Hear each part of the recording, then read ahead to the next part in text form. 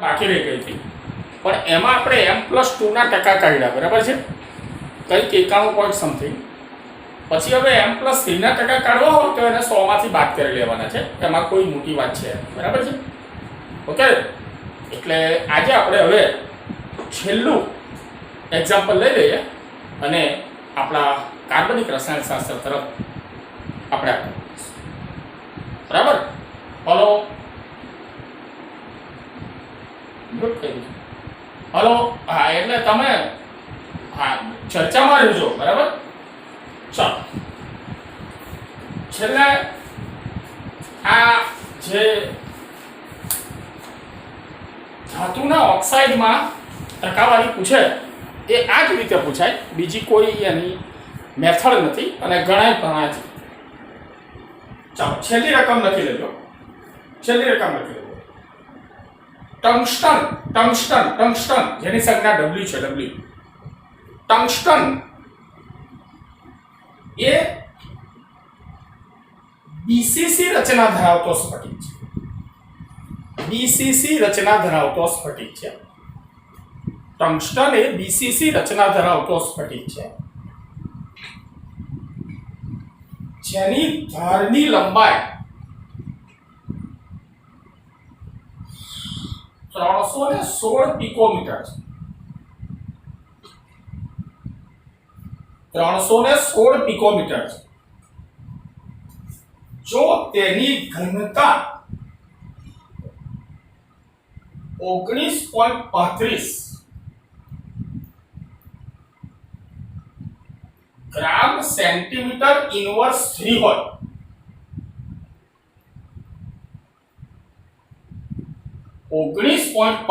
ગ્રામ centimetre inverse 3 હોય તો 50 ગ્રામ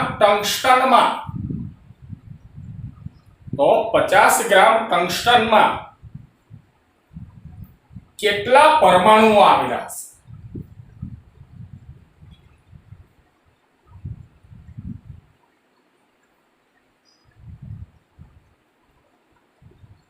okay, રકમ લખાઈ ગઈ? Hello, okay. ચાલો, હવે જો સાંભળજો, હવે ખરેખર આપણે આને ઘન અવસ્થાની દ્રષ્ટિએ ગણવાનું. બાકી 50 ગ્રામમાં કેટલા પરમાણુ આવેલા હશે એ ગણવું હોય તો આપણા 11મા ધોરણની દ્રષ્ટિએ કશું કહેવાય નહીં કે જે ટંગસ્ટનનો પરમાણુ ભાર છે, બરાબર, એમાં 6.022 ગુણ્યા 10⁻23 ઘાત, તો 50 ગ્રામ એ કેટલું એ નથી કરવાનું. અહીંયા ધારની લંબાઈ આપેલી છે, બધું ઘનતા અને બધું આ કે એનો હવે આપણે સમજો. ગ્રામ સેન્ટીમીટર ઇનવર્સ 3, સેન્ટીમીટર ઇનવર્સ 3 એટલે છેદમાં મિલીલીટર થાય, બરાબર, છેદમાં મિલીલીટર થાય, તો આપણે એને સેન્ટીમીટર ઇનવર્સ 3 માં રાખીશું. 316 પિકોમીટર ધારની લંબાઈ છે અને 50 ગ્રામનો ટંગસ્ટનનો ટુકડો છે, રાઈટ. BCC એરેન્જમેન્ટ ધરાવે છે. ઓકે, BCC એરેન્જમેન્ટ ધરાવે છે, બહુ સરળ છે, ગણવામાં કંઈ મુશ્કેલી નથી. અને પછી આપણે ઓર્ગેનિક ચાલુ કરીએ, બરાબર, એટલે થોડીક રજૂઆત હું પહેલા કરીશ, ભલે ઓછું કામ આજે થશે, વાંધો નહીં, પણ હું જે કહીશ એના પર તમારે ધ્યાન રાખવાનું થશે. ચાલો, 50 ગ્રામ ટંગસ્ટન લખજો. ટંગસ્ટન W નું કદ બરાબર કેવી રીતે લાવશો? તો કે ઘનતા બરાબર વજનના છેદમાં કદ, બરાબર. તો કદ બરાબર વજનના છેદમાં ઘનતા. 50 ભાગ્યા 19.35 કદ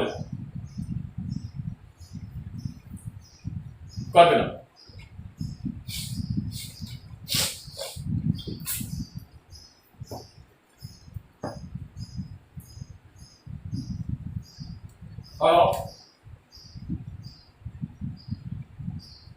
58 પછી 8 પછી કોઈ મોટો આંકડો નાનો આંકડો જોઈ લેજો.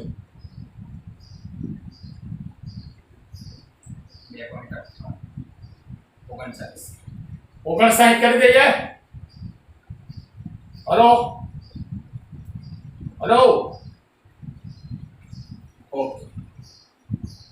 2.59 કદ છે, કદ એકમ બોલો છો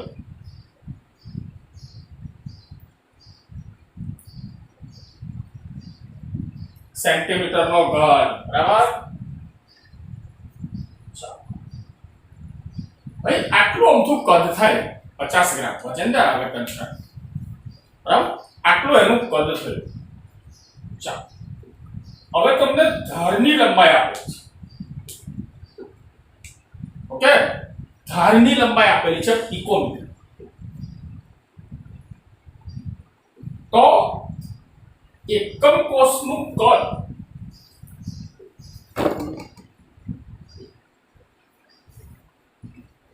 બરાબર એ ઘન પણ પિકોમીટર છે આપણે સેન્ટીમીટરમાં લખો તો પિકોના સેન્ટી કેટલા પિકોના સેન્ટી કેટલા 10⁻10 રાઈટ 10 -12 મીટર તો 316 છે તો હું આવું કરી દઉં છું 3.16 કરી દો અને 10⁻10 ના હું 10⁻8 કરી દો બરાબર ઓકે એનો ઘન ચાલો જવાબ લો એના 48 24 3.16 નો ઘન કરો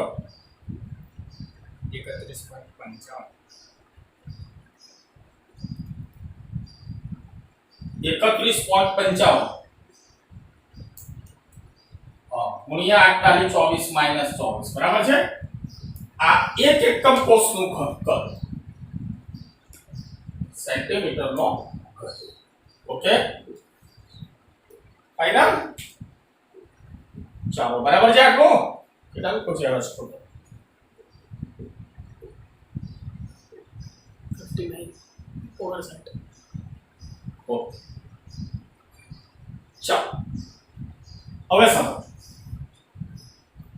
આ ટોટલ કદ 50 ગ્રામ ના ટોટલ આ એક એકમ કોષનું કદ તો આટલા કદમાં કેટલા એકમ કોષો આવી રહ્યા એ તો ખબર પડી જ જાય ને કે આટલા કદે એક એકમ કોષ તો આટલા કદમાં કેટલું બરાબર એટલે કુલ એકમ કોષની સંખ્યા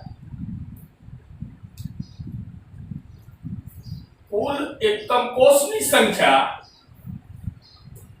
બરાબર 2.59 છેદમાં 31.55 ગુણ્યા 10⁻24 ચાલો કુલ એકમ કોષની સંખ્યા લાવજો એકમ અવયવ પદ્ધતિ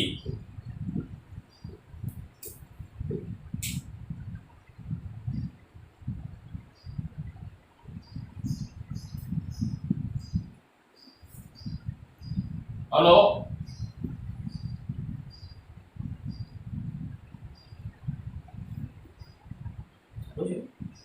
हेलो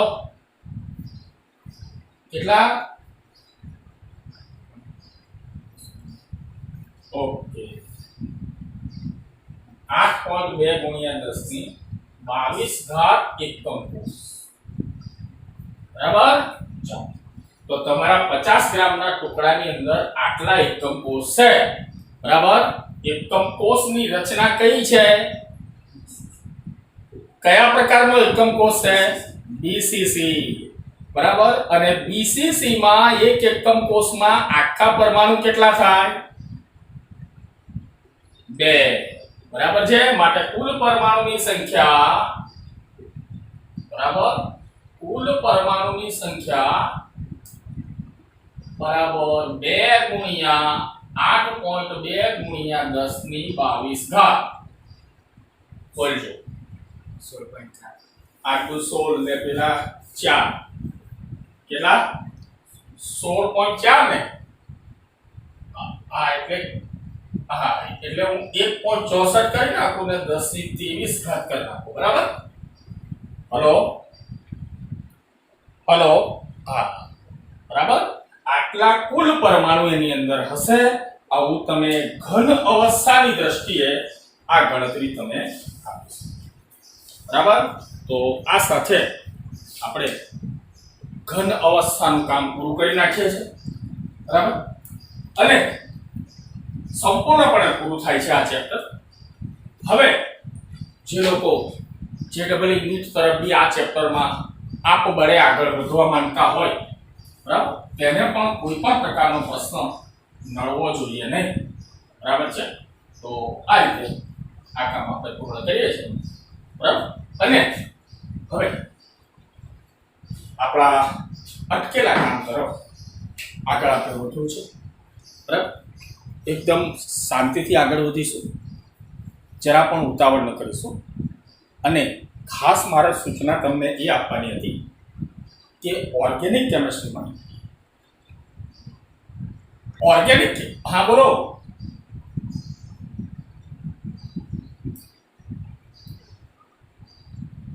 ઘનતા પરથી પરમાણુની સંખ્યા મળશે તમને,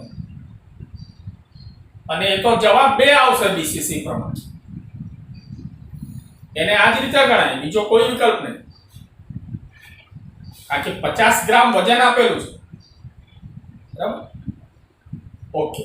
હવે ઓર્ગેનિક કેમિસ્ટ્રી એ ખરેખર આ રીતે ચલાવવું એ થોડી મુશ્કેલી ચોક્કસ ગણાય, પણ તમને ખબર છે કે હું સાથે સાથે બરાબર વિડીયો પણ આપણે મૂકતા હોય છે. બરાબર. એટલે તમારે વિડીયોનો પણ અભ્યાસ ફરજિયાતપણે કરવાનો રહેશે. બરાબર. આ તમે કાળજી રાખજો. જો આખું વર્ષ લેટ છે, કયું ચેપ્ટર કાઢશે, શું છે, હજુ કોઈ ક્લેરિફિકેશન નથી. એટલે આપણે એવા ચેપ્ટર ચલાવવાના કે જે મોસ્ટ પ્રોબેબલ. બરાબર. અમારા ઘણા લોકોએ પોલિમર ચલાવી નાખ્યું અને પોલિમરને કાઢી નાખ્યું છે ખરેખર જોવા જઈએ. એટલે આવું ના થાય, આ ધ્યાન રાખજો. બરાબર. હા, ચાલો આપણે છેલ્લે આલ્કોહોલનું ઓક્સિડેશન આ બતાવેલું. વિડીયો કમ્પલસરી જોવાના છે, ફરજિયાત, ભલે ઓનલાઈન કામ કરો.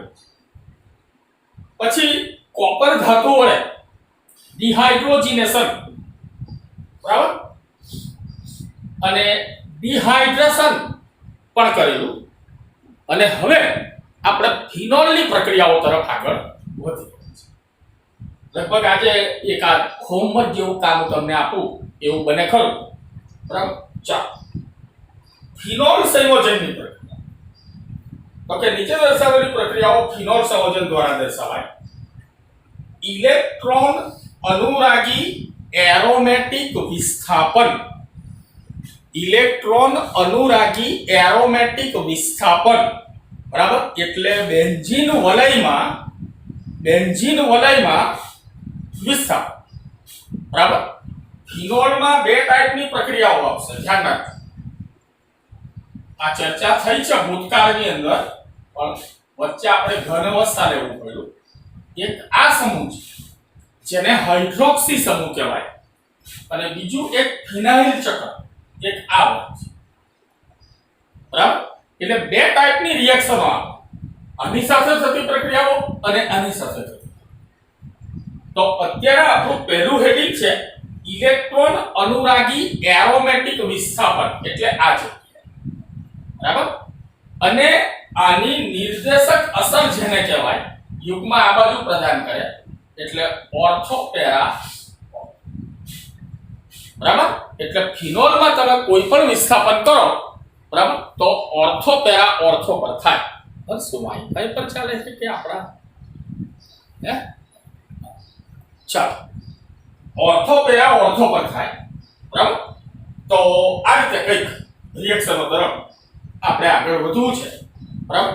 ચાલો, ફિનોલ સંયોજનોમાં ટેક્સ્ટબુક કરશો. એરોમેટિક વલયમાં થતી પ્રક્રિયાઓ ઇલેક્ટ્રોન અનુરાગી વિસ્થાપન પ્રક્રિયાઓ હોય છે. ઓ ભઈલા, એરોમેટિક વલયમાં ઇલેક્ટ્રોન અનુરાગી સિવાય કોઈ હોય જ નહીં. હા, તમે કોઈ વર્ગ લાગેલો છે એને હટાવીને બીજો વર્ગ લાવવા માંગો છો તો જુદી વાત છે.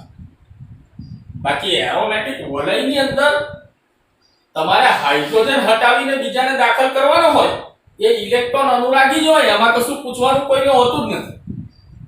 ચાલો, બેન્ઝીન વલયમાં જોડાયેલ OH સમૂહ તેને ઇલેક્ટ્રોન અનુરાગી વિસ્થાપન પ્રક્રિયાઓ માટે સક્રિય કરે. આ વર્ગ આને સક્રિય કરે. તમને ખબર હોવી જોઈએ કે ઓર્થોપેરા નિર્દેશક છે આ, અને ઓર્થોપેરા નિર્દેશક એ વધારે રિએક્ટિવ રિએક્શનો છે, બરાબર. એમાં બહુ ઝડપથી રિએક્શન થાય. મેટા નિર્દેશન હોય તો મુશ્કેલી પડે. ઓર્થોપેરાની અંદર કોઈ પ્રશ્ન ના આવે. સમજી ચાલો. આ ઉપરાંત નવા દાખલ થનાર સમૂહ OH સમૂહ દ્વારા સમસ્પંદન અસરથી બનેલા ઇલેક્ટ્રોન ધનિક ઓર્થોપેરા સ્થાનનું નિર્દેશન કરે. આ સમસ્પંદન બંધારણોને ફિનોલ સંયોજનની એસિડિકતા વાળા મુદ્દાની અંદર આપણે આગળ જોઈ ગયા છે કે ભાઈ ફિનોલ એ મોર એસિડિક છે, એનું રીઝન છે કે સમસ્પંદન છે અને બધી અસરોને આ તે, બરાબર. આની વાત આપણે કરી ચૂક્યા છે.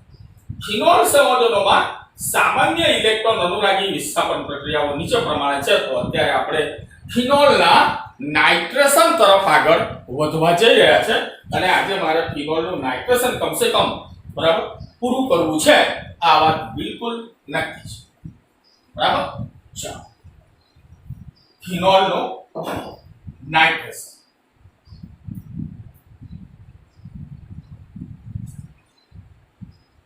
ફિનોલનું નાઇટ્રેશન.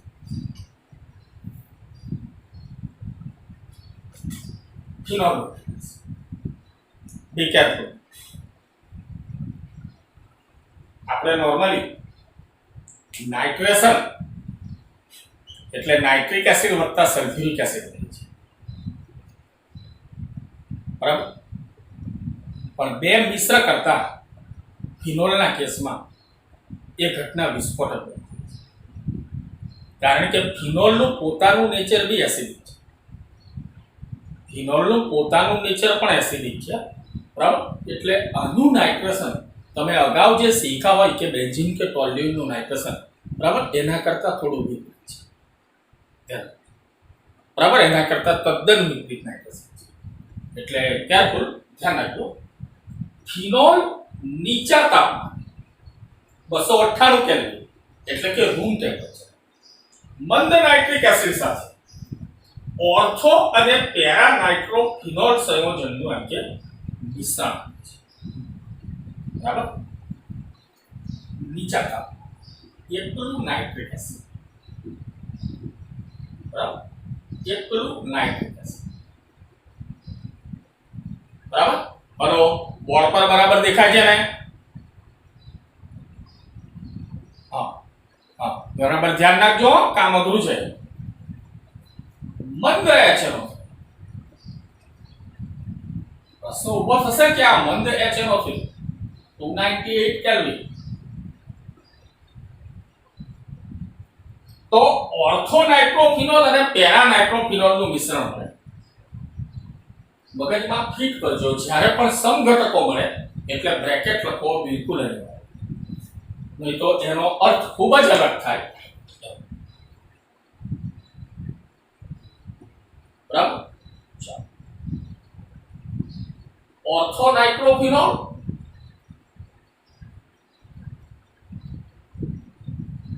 Plus para.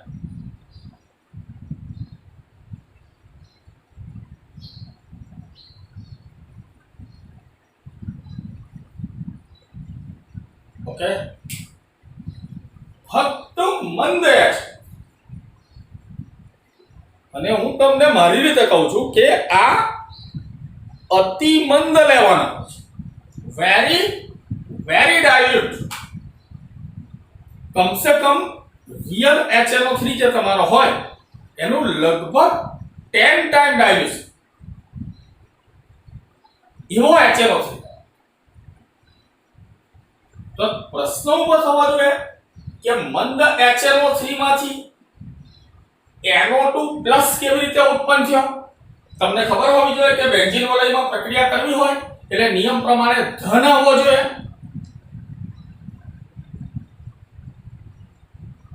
તમે જવાબ અને જલ્દી કરો. હલો હલો, અરે ભાઈ અવાજ આવે છે કે કેમ? ચાલ, શુક્લાજી છે કે શુક્લાજી?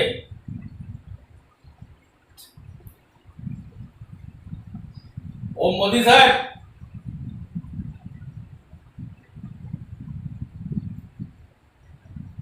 હા બોલો.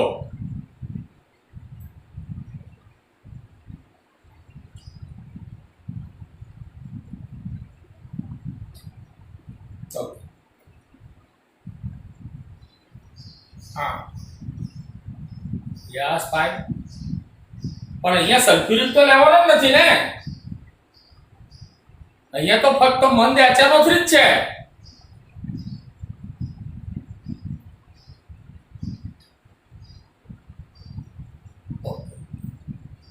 શાંતિ શાંતિ. ચાલો આ બાજુ ધ્યાન. જરા બેન્ઝીનના સલ્ફોનેશન ને યાદ કરો. એમાં મેં તમને H2SO4 વત્તા H2SO4 કરીને તમને SO3H પ્લસ HSO4 માઇનસ આવી રજૂઆત કરી. બસ સેમ એ જ વસ્તુ થાય કે આ મંદ HNO3 જે તમારો છે બરાબર, એ એક HNO3 તમારો પ્રક્રિયક તરીકે વર્તે અને એક HNO3 તમારો ઉદ્દીપક તરીકે વર્તે. બરાબર, આ ક્લિયર લખી રાખજો. આનો H પ્લસ જાય અને આ માઈનસ, અને આનો OH માઈનસ જાય, આ પ્લસ, આ તમારો NO2 પ્લસ, આ H plus OH minus H2O બાદ થાય, આ તમારો NO3 માઈનસ 1. ઓકે, અને આ NO3 માઈનસ 1 NO2 પ્લસ જ્યાં લાગશે ત્યાંથી જે H પ્લસ નીકળશે એ પાછો આમાં પ્રવેશ પામશે, એટલે એક HNO3 તમારો પરત. બરાબર, એટલે આ રીતે તમારો ઇલેક્ટ્રોન અનુરાગી આયન તૈયાર થતો હોય છે. બરાબર, આ ધ્યાન રાખવાનું છે. બરાબર, આ શીખવાનું છે, આ સમજવું. બરાબર, કારણ કે તમે સલ્ફ્યુરિક એસિડ વત્તા HNO3 જો લેશો, મારી વાત સાંભળજો, તમે સલ્ફ્યુરિક એસિડ પ્લસ HNO3 જો લેશો તો ફિનોલ સાથે બ્લાસ્ટ થવાની સંભાવના આખા વાત.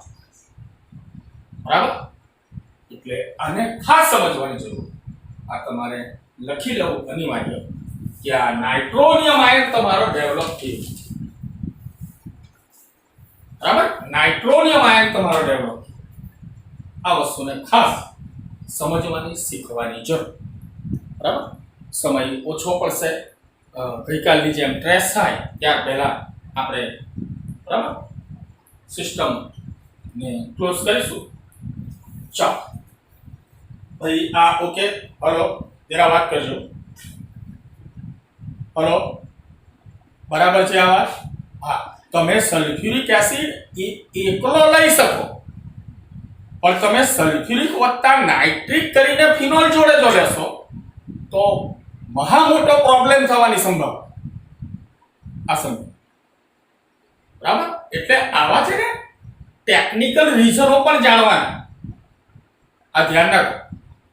એટલું ચોપડિયું જ્ઞાન નહીં રાખવાનું. આ ઓર્ગેનિક કેમિસ્ટ્રી છે, આગળ ફિલ્ડમાં જશો ને તો બહુ તકલીફ થશે. ચાલો, ઓર્થો અને પેરા સંઘટકોને વરાળ નિસ્યંદન દ્વારા અલગ કરીશ. Steam distillation. બરાબર, તો વરાળ નિસ્યંદન ક્યારે વપરાય કે જો તમારા મટીરીયલ જેનું તમારે ડિસ્ટિલ આઉટ કરવા છે એના પોતાના ઉત્કલન બિંદુ ખૂબ ઊંચા હોય ત્યારે સ્ટીમ ડિસ્ટિલેશનનો ઉપયોગ કરાય. બરાબર, ક્યારેક રૂબરૂ મુલાકાત થશે ત્યારે સમજાવીશું તમને. બરાબર, સાદું નિસ્યંદન, વિભાગીય નિસ્યંદન, વરાળ નિસ્યંદન, શૂન્ય અવકાશ નિસ્યંદન, 4 પ્રકારના ડિસ્ટિલેશન. બરાબર, 4 ટાઈપના ડિસ્ટિલેશન. બરાબર, સિમ્પલ, ફ્રેક્શનલ, પછી સ્ટીમ ડિસ્ટિલેશન ને વેક્યુમ ડિસ્ટિલેશન. 4 ટાઈપના ડિસ્ટિલેશન. ચાલો, ઓર્થોનાઇટ્રોફિનોલ તેમાં રહેલા આંતઃઆણ્વીય હાઇડ્રોજન બંધને કારણે વરાળ દ્વારા બાષ્પશીલ બને, જ્યારે પેરા નાઇટ્રોફિનોલ ઓછું બાષ્પશીલ છે કારણ કે તેમાં આંતરાણ્વીય હાઇડ્રોજન બંધ રહેલો હોય, જેના કારણે અણુઓ એકબીજા સાથે જોડાયેલા રહે. તમને પણ ખબર પડે કે આ બેમાંથી કોનું ઉત્કલન બિંદુ નીચું ને કોનું ઊંચું, તો કે આનું નીચું રહે ને આનું ઊંચું રહે, કારણ ઓર્થોનાઇટ્રોફિનોલ જે તમારો છે એમાં આંતઃઆણ્વીય હાઇડ્રોજન બંધિત છે. બરાબર, ઓર્થોનાઇટ્રોફિનોલ તમારો જે છે અહીંયા લખો નાઇટ્રો કે ત્યાં લખો, શું ફેર પડે? બરાબર, આ OH આ તમારો આંતઃઆણ્વીય હાઇડ્રોજન બંધ છે. NO2 અહીં હોય કે અહીં હોય એનાથી હું ફેર પડે, બરાબર. જ્યારે પેરા નાઇટ્રોફિનોલ જે છે એ તમારું, બરાબર, આંતર આણ્વીય હાઇડ્રોજન બંધની રચના કરશે, બરાબર. એ બીજા અણુના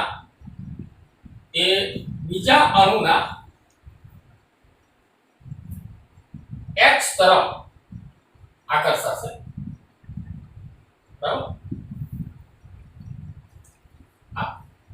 માટે એનું ઉત્કલન બિંદુ આ આંતરની રચના કરે, આ આંતરની રચના કરે, માટે આનું ઉત્કલન બિંદુ ઊંચું હશે. કેટલી બની છે? 10, બરાબર. તો આ પ્રમાણે એને સ્ટીમ ડિસ્ટિલેશન થી અલગ કરીશું, બરાબર છે. આ સિમ્પલ નાઇટ્રેશન છે. આજે મારે નાઇટ્રેશન જ પૂરું, મારે આજે આગળ વધવું, બરાબર. મને એ નહીં જોઈએ બ્રોમિનેશન ને બધું ક્લિયર કરવાનું શાંતિ, અને ઘન અવસ્થા પર પણ દ્રાવણોની જેમ પકડ બનાવો. ચાલો, હજુ ફિનોલનું નાઇટ્રેશન કન્ટિન્યુ છે. ફિનોલનું નાઇટ્રેશન હજુ કન્ટિન્યુ છે. બસ હવે 5-7 મિનિટ લેવાશે આપણાથી, બરાબર. વાંચન બરાબર રાખજો. હા, ફિનોલ સાંદ્ર નાઇટ્રિક એસિડ સાથે જો પ્રક્રિયા કરે તો 2,4,6 ટ્રાઇનાઇટ્રોફિનોલ માં રૂપાંતર થાય, જેનું નામ પિક્રિક એસિડ છે. આ નિપજ સામાન્ય રીતે પિક્રિક એસિડ કહેવાય. આ પ્રક્રિયા નિપજનું ઉત્પાદન ઓછું આપે છે. હલો, નિપજનું ઉત્પાદન ઓછું આવે છે. જોજો, સલ્ફ્યુરિક વત્તા નાઇટ્રિક ની વાત જ નથી.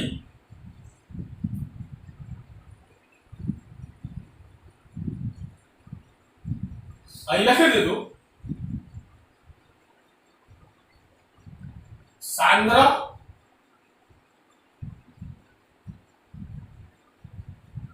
HNO3 ધુમાયમાન સલ્ફ્યુરિક એસિડ, બરાબર. ધુમાયમાન સલ્ફ્યુરિક એસિડ અને સીધો જ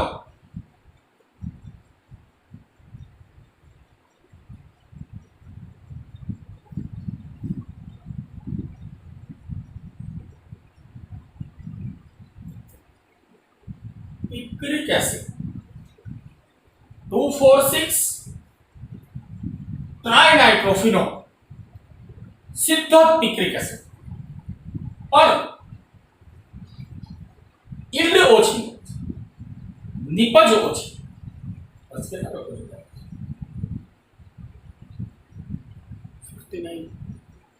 નિપજ ઓછી પ્રાપ્ત. હા બોલો.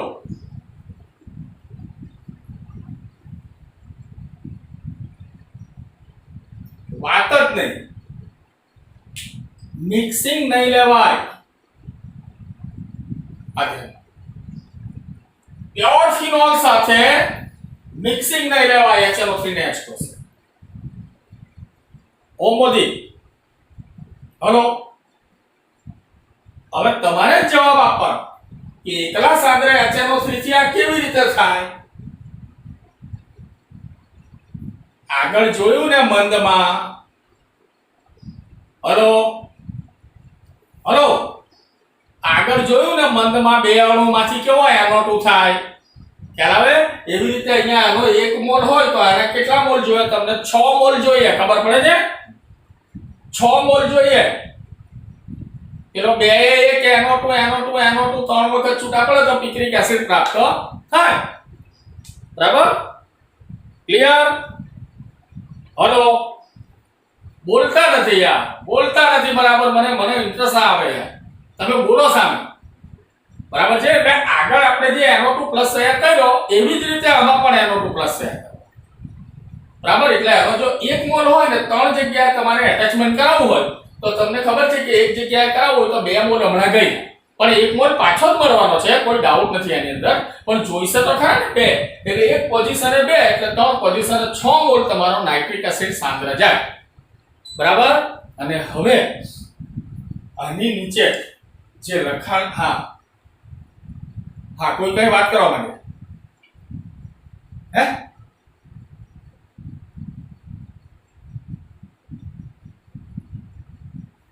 હા બરાબર એરોટો સમૂહ હાજર હોવાને કારણે તે પ્રબળ એસિડ છે રાઈટ એટલે આ પોતે સારો એસિડ છે પિક્રિક એસિડ એ એક સારો એસિડ છે હવે તમે સમજી શકો કે નહીં આ તમારો ઇલેક્ટ્રોન આકર્ષક વર્ગ એટલે ઇલેક્ટ્રોન આમ ખેંચશે તો આ O જોડેથી H જે છે એ નીકળી જવાના ચાન્સ વધારે રહેશે એટલે પ્યોર ફિનોલ કરતા આ સારો એસિડ ગણાય બરાબર ફાઇનલ તમારી નજર પડી બાજુમાં મોટી વાત છે બરાબર ગુડ ચાલો હવે જે લખાણ હવે છે બરાબર એના પર હું વાત નથી કરવાનો હું ખાલી શબ્દો આપું છું બરાબર તમારે રિએક્શન લખી ફોટો પાડી મને પિક મોકલવાના છે બરાબર અથવા તો પછી આવતીકાલે તમારે રૂબરૂ વાત કરવાની છે બરાબર છે બેમાંથી એક વસ્તુ તમારે કરવાની બરાબર એમાં હું એક પણ શબ્દ આગળ વધવાનો નથી બરાબર અને અહીંયા હું પૂર્ણાહુતિ આજે કરી નાખીશ આટલું જો કામ તમારાથી નહીં થશે બરાબર તો એના જેવી દુઃખદ વાત મારા માટે કોઈ નહીં સમજી લો